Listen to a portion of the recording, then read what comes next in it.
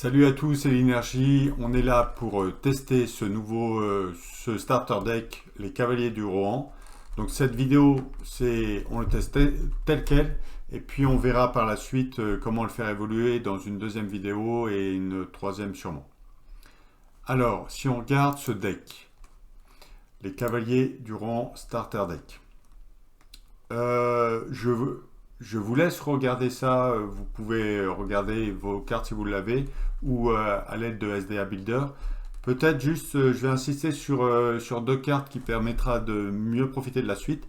Il y a En avant et Orlingas qui permet de déclarer les attaquants dans la zone de cheminement. Ceux qui sont restés, bien que ça soit dans la phase de combat.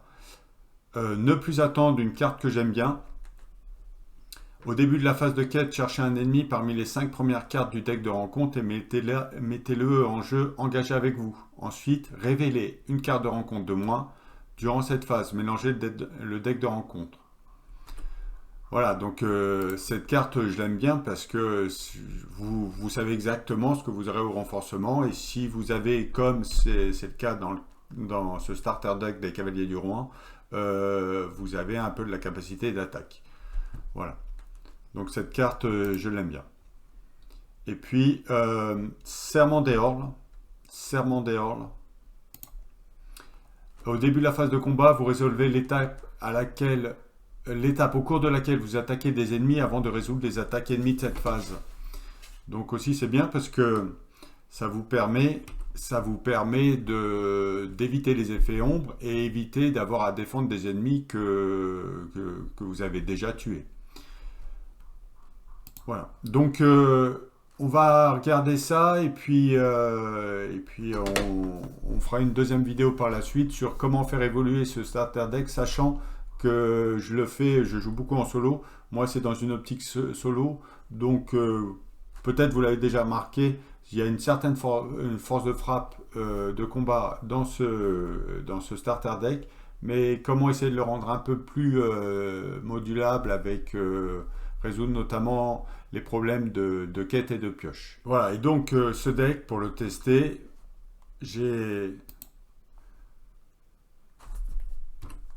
Voilà, et donc ce deck, pour le tester, il a fallu choisir un scénario. Alors, ce que j'ai fait, c'est j'ai pris À la poursuite de Gollum. C'est histoire d'explorer un peu aussi le cycle 1. À la poursuite de Gollum, donc on va dans quête, poursuite de Gollum, voilà, on y arrive.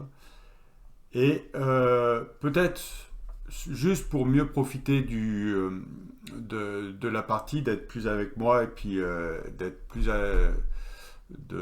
mieux choisir avec moi ce que vous feriez dans chaque situation, ne serait-ce lire que les cartes de quête.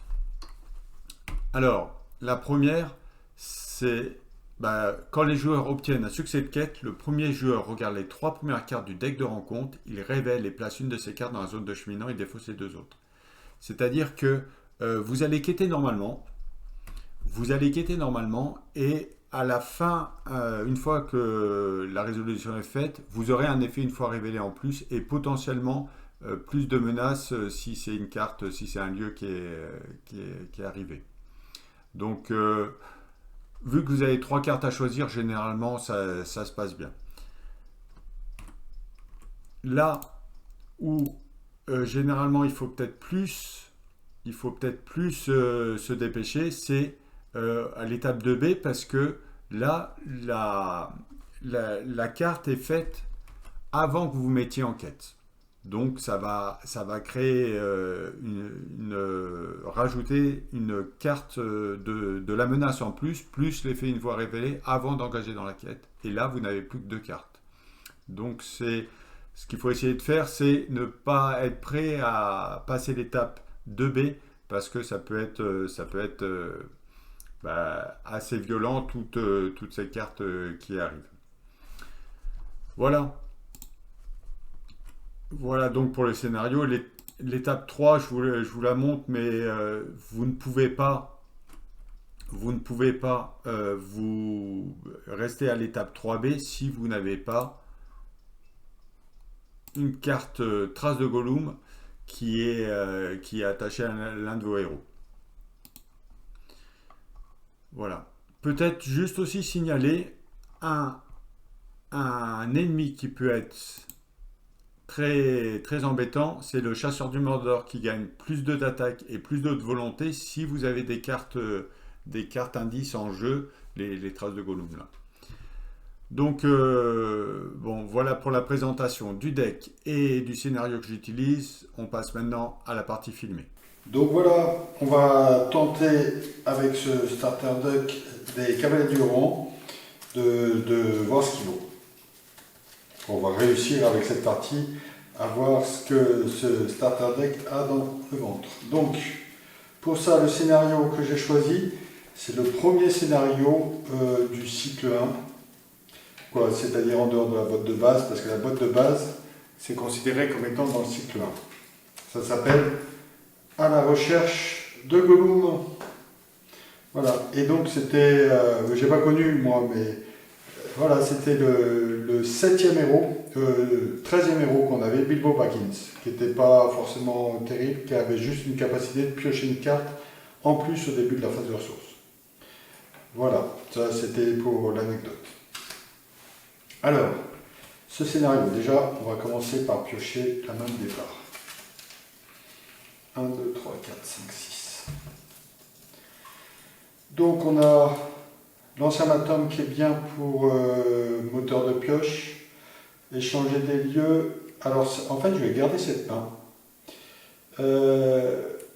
Cette carte elle peut être bien parce que tu vas chercher un ennemi et tu n'as rien d'autre, tu sais exactement ce que tu auras. Mais c'est surtout pour cette carte, Lancier de Westfold, qui permet, si tout se passe bien, tour 1, de rajouter cette carte avec la capacité d'Irgon. Ok, on garde la main. Alors le scénario à la poursuite de Gollum. Le but en étape 1, c'est d'aller chercher des signes de Gollum. Et une fois qu'on a ça, on rush l'étape 2, on verra pourquoi, pour pouvoir être tranquille sur l'étape 3. Donc soit vous allez regarder un peu sur SDA Builder ce scénario pour être plus disons, mieux suivre la partie. Soit vous le connaissez déjà parce que vous êtes un vieux briscard du Seigneur des Anneaux et que vous aimez bien regarder des gens se coltiner des scénarios. Alors, on commence par l'étape 1A. Juste avant, je vais partir 18-27. 27 de menace de départ. Donc, à peu près normal. Donc, 1A, je révèle une carte supplémentaire du deck de rencontre et je la mets dans la zone de cheminement. Les berges de l'Anduin, vous savez, c'est la carte de la boîte de base qui va se mélanger dans le deck une fois qu'elle est explorée. Ok, donc 27 de menace. Ça, je le laisse là, c'est pour vous faire penser à compter les tours. Et voilà. Et donc 1B, là, il faut piocher 3 cartes à chaque fois qu'on a un succès de quête et en mettre une dans la zone de cheminement. Les 2 autres sont défaussés. Tour 1, et je pioche une carte. Ok.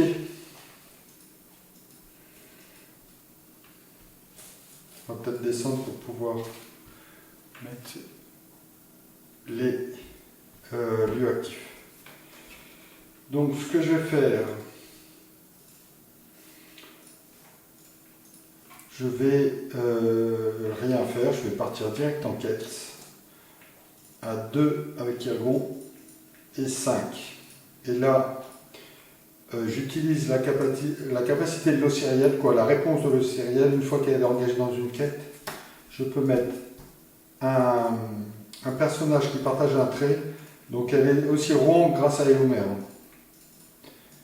Voilà.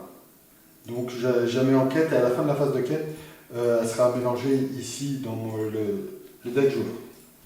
Donc ce qui fait que je pars à 2, 5, 7.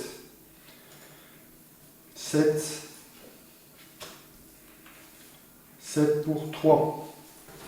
Voilà, alors ces ennemis, les chasseurs orques, ils gagnent plus de combats, plus de volonté pour chaque carte clue, c'est indice en jeu. Donc j'ai 3 pour 7, donc c'est un succès de quête. Je vais en mettre 4 ici. 4 ici. Comme j'ai un succès de quête, alors déjà j'ai le forcé. Il faut que je choisisse parmi les 3 premières cartes une carte et la mettre dans ma main. Alors soit je peux faire ça, infliger un point de dégâts à chaque personnage contrôlé par chaque joueur ayant un niveau de menace de 35 ou plus, ou alors je peux prendre justement un signe de Gollum. Ça va mettre encore plus en attaque, mais ça ne me dérange pas trop. C'est est-ce que je pourrais le taper assez rapidement? Là j'aurai 2, 3, 4, 5, 6, 3, 4, 5, 6, 7, 8, 9. Il me faudrait un bonhomme. Peut-être on va faire ça. Allez, on va essayer de pas trop traîner. Je vais prendre ici les signes de Gollum, qui est une carte protégée. Alors là, je dois choisir. Ah ben voilà. Le premier joueur choisit et mélange une carte indice avec le trait indice dans le deck de rencontre. Oui. Et s'il n'y a pas d'indice, ça gagne renfort. Donc la carte que je viens juste de prendre, elle repart direct ici. J'aurais pu l'annuler, mais j'ai qu'un héros volonté. Énergie, pardon. Donc je vais peut-être garder mon tester sa volonté.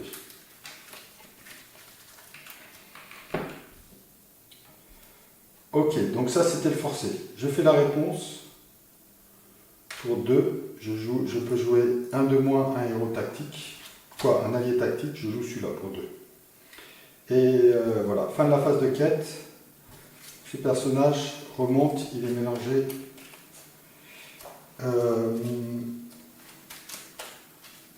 Mélangez-le dans votre deck, ce que je suis en train de faire.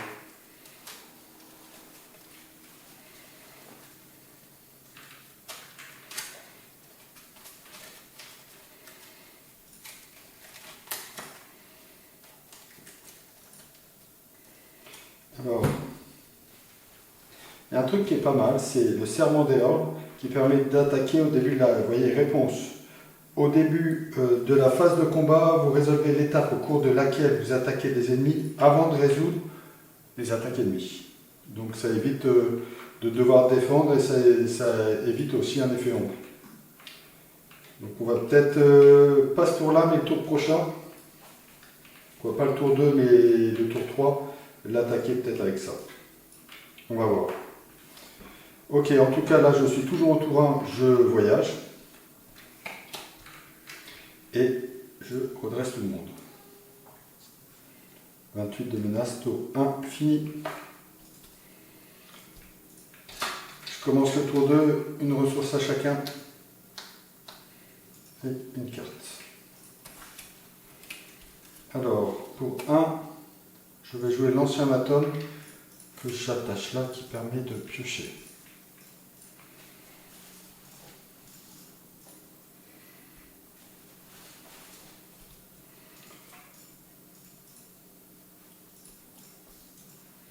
Et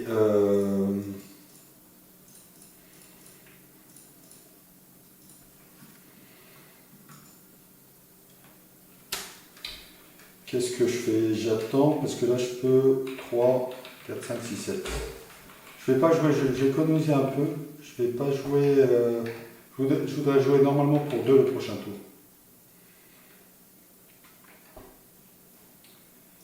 Ok, donc on part en quête. 2, 3, 4, 5, 6, 7.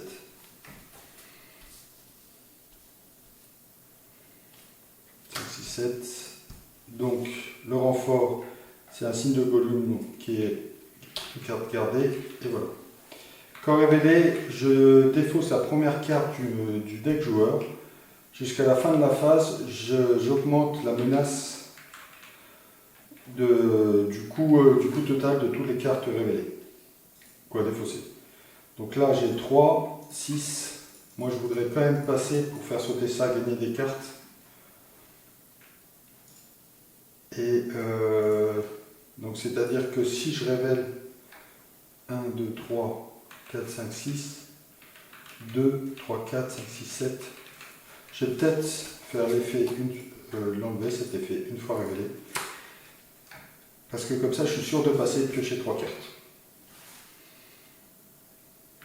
Maintenant, je fais ça parce que maintenant que j'ai l'indice, je peux passer à l'étape 2. Je vais me débrouiller pour taper ça au tour prochain. Donc on fait comme ça. Donc 3, 4, 5, 6, 7. Pour 3, j'en mets 4 là. Ça va faire 3 ici. 3 ici et 1 ici. Sachant que là, j'ai l'effet forcé, je dois choisir une parmi 3. Voilà, on va prendre Tempête Malveillante. Une fois révélée, infliger 1 point de dégâts à chaque personnage contrôlé par chaque joueur et un niveau de menace de 35 ou plus. Donc c'est pas encore mon cas. Ok, donc 7. J'ai dit il y en a 4 qui passent. Plutôt c'est comme ça. 3 là et 1 là. Ça, c'est explorer. Alors forcer, si les bergers de l'endroit quittent le jeu, remettez-les sur le deck de rencontre. Voilà. Donc je sais que j'ai 1 qui arrive au prochain tour. Ok, et là je fais la réponse. 1, 2, je pioche 3 cartes. Voilà, ça c'est bon là. C'est pas mal cette partie. Quoi, ça part bien. Ok, ça part. Alors, en fait, ça, la réponse, de toute façon, je n'avais rien à jouer, mais c'était le succès de quête arrive avant la résolution de la quête. Donc, j'aurais pas pu jouer les 3 cartes si j'avais un allié tactique qui m'arrivait parmi ces 3-là. Je ne pense pas que je pouvais les jouer avec la capacité diable. Ok. Donc 5. Celui-là m'engage. Et la question c'est, est-ce que je fais une attaque sans défense, sachant que bon, je pense que je crains pas grand chose. Je vais faire une attaque sans défense pour pouvoir le taper derrière, à moins qu'il ait un renfort, mais ça sera plus... Allez, attaque sans défense. Donc il n'y a rien. Moi derrière, alors oui, il n'y a rien, il y a quand même un dégât sur un héros. Et moi derrière, je le tape avec Éomer qui tape à 3, juste à 3. Donc ça part là, et ça arrive là. Redressons tout le monde. 29. Tour 2. Fini. Là je suis content parce que avant, je vous en parlerai peut-être dans une prochaine vidéo. Je me suis pris un stackage ici. C'est quoi, ça s'est mal passé en fait. Donc là ça va. 29 tour 2, on est bon. Je donne une ressource à chacun et je pioche une carte. Alors,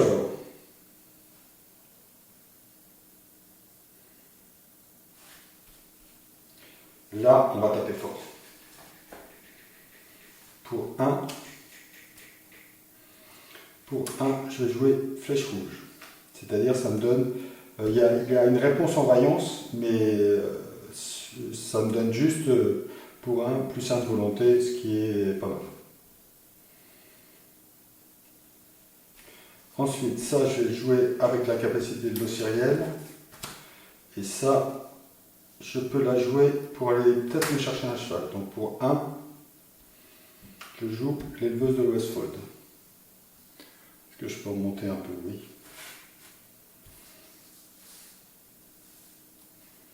On va décaler tout. En fait, c'est comme ça que j'avais prévu à la base. Voilà. L'éleveuse de Westfold. Donc j'ai payé, je peux chercher parmi les 10 premières cartes une monture 3, 4, 5, 6, 7, 10. Ah ben voilà, elle est là. Une monture que je mets dans ma main.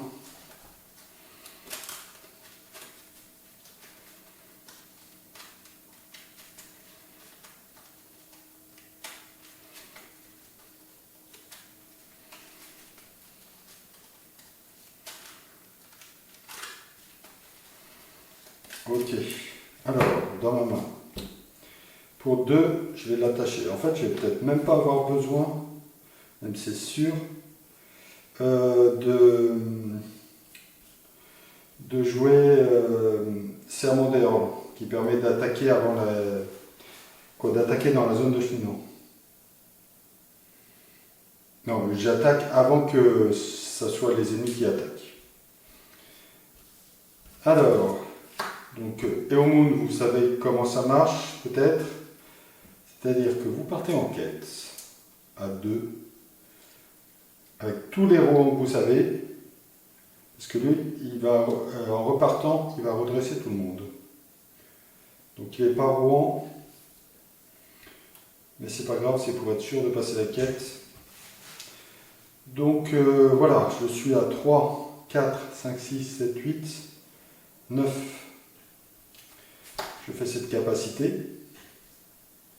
Donc je suis à 11.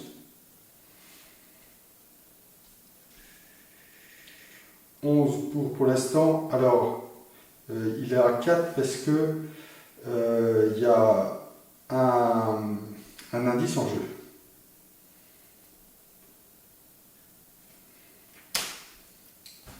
Oula, j'en ai 2 du coup. Donc 4 et 4, 8. Je vais en mettre 3. Donc déjà, c'est un succès de quête. 3, 6, 7, 8. Donc c'est pile poil. 3, 6, 7, 8. Donc là, je vais faire le forcer.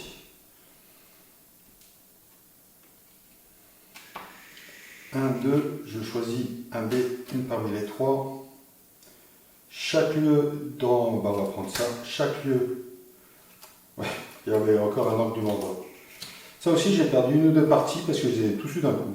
Je ne sais pas comment je mélange ou si ça doit arriver, mais voilà. Chaque lieu dans la zone de cheminant gagne +1. Donc il n'y en a pas. Et jusqu'à la fin de la phase, je regarde juste s'il y a renfort. Ensuite, chaque joueur ayant un niveau de menace de 35 ou plus choisit des fausses une carte de sa main, ce qui n'est pas le cas. Donc en gros, là, j'ai succès de quête. Ça, c'est fini. Alors, je vais faire maintenant toutes les réponses, parce qu'il y en a quelques-unes.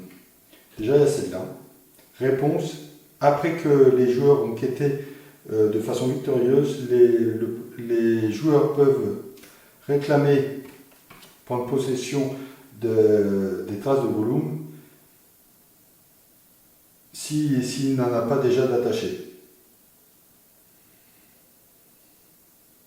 Et on doit le mettre à un personnage qui est dans la quête. Au fait, je crois que j'ai compté un de moins parce que j'ai oublié de compter la flèche rouge.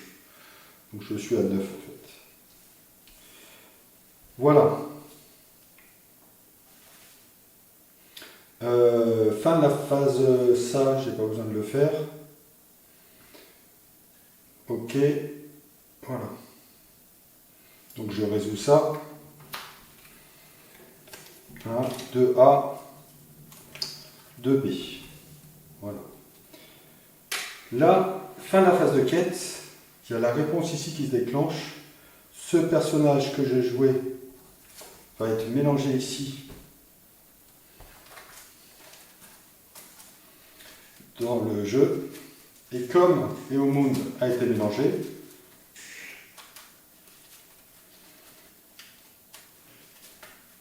comme Eomoon a été mélangé, tous les personnages Rohan se redressent. Et j'ai une autre réponse. Je gagne plus 2. Parce qu'il y a juste un personnage, pas besoin qu'il soit Rohan. Je vais en engager intentionnellement un seul. Hop, comme ça. Je vais bloquer ici.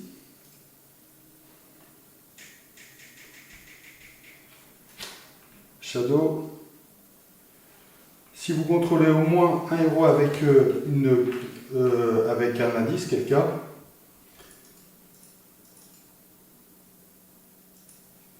il se fait défoncer, c'est-à-dire que ça double la GTA 2 et 2, 4, parce qu'il y avait un indice. Donc je passe à 8, ça double la force de l'ennemi. Ok, donc autant dire que l'éleveuse est morte. Et moi derrière, ça m'embête quand tu mets les gens du Rohan.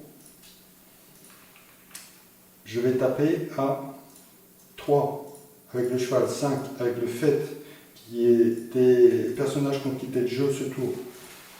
Ça fait 7 et ça fait 9, donc je le tue. Ok. Voilà, fin du tour. Je redresse tout le monde. Je suis à 32 menaces. Tour 3. Fini. Voilà, donc pour raccourcir un petit peu la vidéo, parce que ça reste une partie filmée, et puis moi je vois bien quand je regarde les vidéos de parties filmées, je trouve que des fois il y a certaines longueurs. J'ai squeezé toute la phase d'organisation et la phase de quête du tour 4, parce que je progresse juste, je mets 2 marqueurs, et il n'y a, y a pas d'autre chose de notable.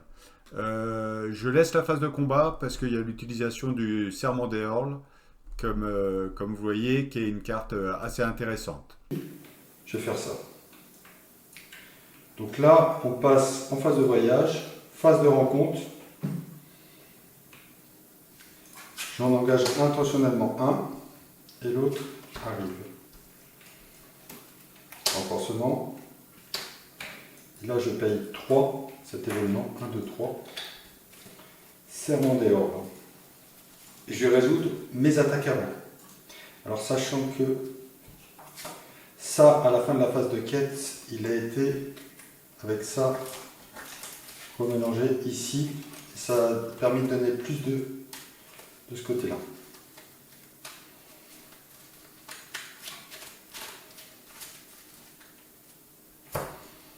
Donc là, j'ai 3, 5, 7, 9. Donc moi, je vais partir comme ça.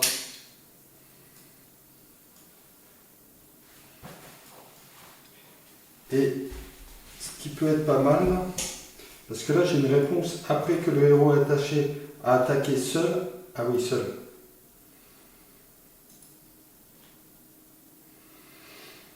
« 3, 4, 5. 3, 4, 5, 6, 7. Ouais, je suis qu'à 7 et il faut 8. Donc je ne peux pas attaquer seul. Ok, donc j'attaque là, ça le tue. Et là, je fais une attaque sans défense.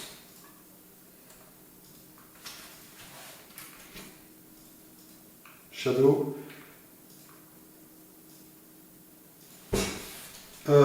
Shadow. Défausser du jeu tous les alliés qui ont un coût imprimé plus petit que le nombre de lieux Riverland en jeu. Un coût imprimé plus petit que 1, ben, il n'y en a pas, c'est bon. Donc attaque sans défense, je prends un dégât, je vais le prendre sur les rebonds. Voilà, et celui-là il reste ici. Fin du tour.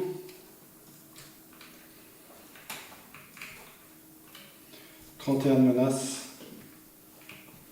Tour 4. De même qu'au tour 4, je vais enlever la phase d'organisation et de quête du tour 5 pour aller un petit peu plus vite. Et voyez qu'en phase de combat, comme quoi des fois on prend de bonnes décisions, j'ai eu très très chaud. Donc j'ai voyagé. Phase de rencontre. Là, je vais le bloquer ici. Alors, je mets un dégât à chaque héros avec une carte indice attachée à lui. C'est pour ça que je voulais pas trop mettre sur le Tyriel, déjà parce qu'elle avait 3. Et je me rappelais vite fait qu'il y avait un truc qu'il ne fallait pas faire quand c'était attaché. Là, c'est ça. Et 3 dégâts si l'attaque est non défendue. Donc j'ai bien fait de défendre. Voilà. Donc c'est tanké et derrière, je le tue. On redresse tout le monde. Tour 5. Et 33 de menaces avec le forcé du champ d'Iris.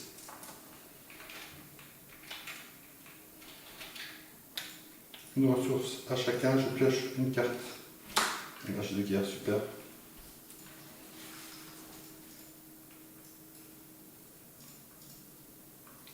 Alors 5, 6, 7, il faudrait que je marque 6. J'ai 4, 6. Ce que je peux faire, c'est jouer, on va jouer ça, et puis c'est aussi pour un peu jouer des cartes qu'on n'a pas forcément l'habitude de jouer, ne plus attendre. Alors attendez, avant on va faire le forcé, c'est-à-dire que je choisis parmi 2.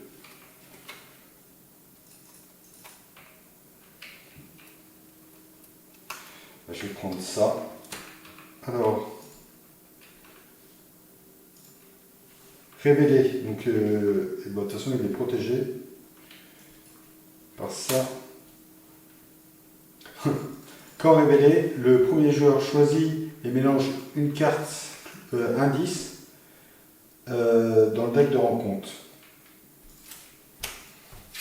Parfait. Donc j'aimerais bien faire 6 là.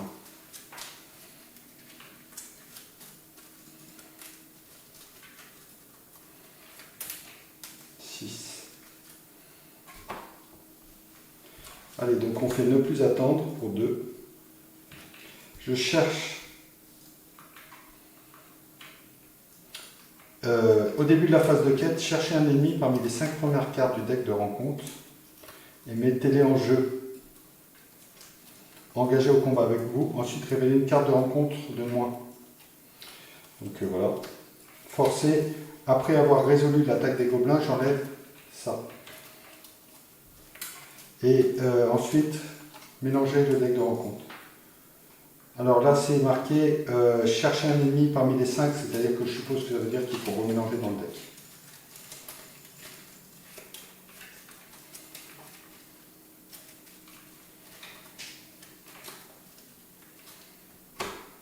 Voilà, ne plus attendre.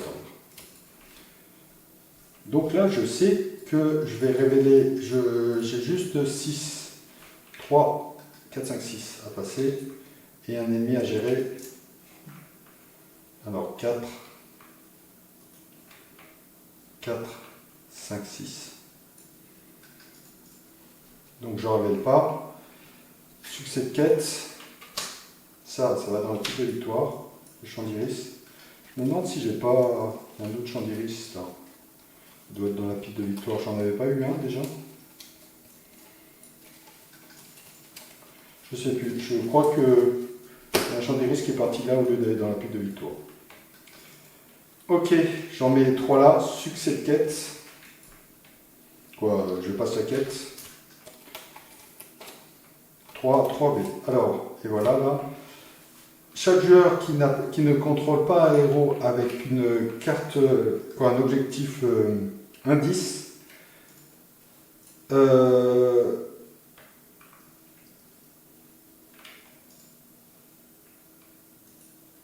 ne peut pas, ah oui. S'il n'y a pas d'héros, pardon, avec ça, je reset au 2B.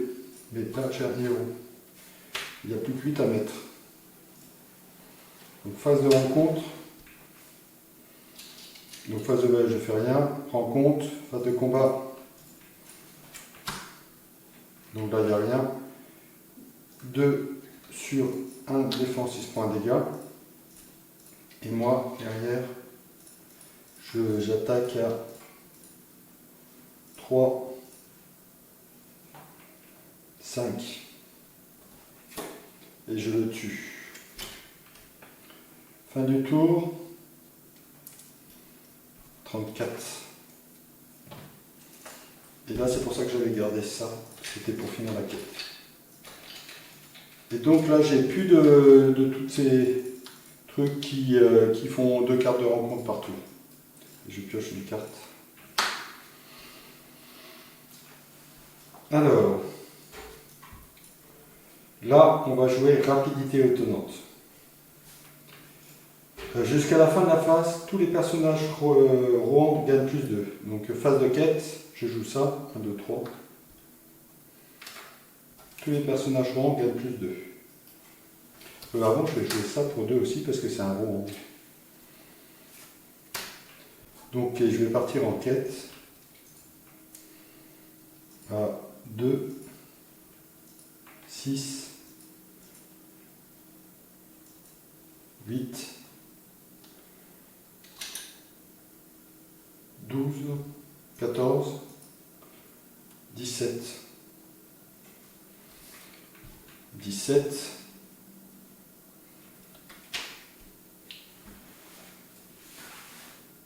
donc j'en mets 15 là, voilà, 15, 5, 10,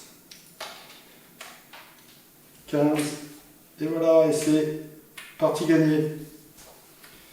Ok, donc voilà, donc je vais très vite terminer la vidéo juste pour dire que en fait en deck solo c'est pas forcément optimisé parce qu'il y a beaucoup de, vous voyez, de cartes avec 0 de volonté, beaucoup d'attaques, mais c'est bien quand il y a quelqu'un qui est là pour quêter aussi. Donc je pense que c'est à rééquilibrer, vous voyez. C'est à rééquilibrer parmi tous ses alliés d'une part, et puis d'autre part, il n'y a quand même pas beaucoup de pioches. Hein. Moi j'ai eu un ancien Matom, ici il y a une carte qui est bien, le corps de la marche dans les decks Rohan, mais voilà. Donc peut-être plus de quêtes, moins d'attaques, parce qu'un deck solo doit être généraliste, plus de quêtes, plus de pioches et moins d'attaques. On va voir ce que ça donne. Allez, bah, suite au prochain épisode, je vais bricoler un deck à partir de celui-là pour une proposition, vous me direz ce que vous en pensez. A plus!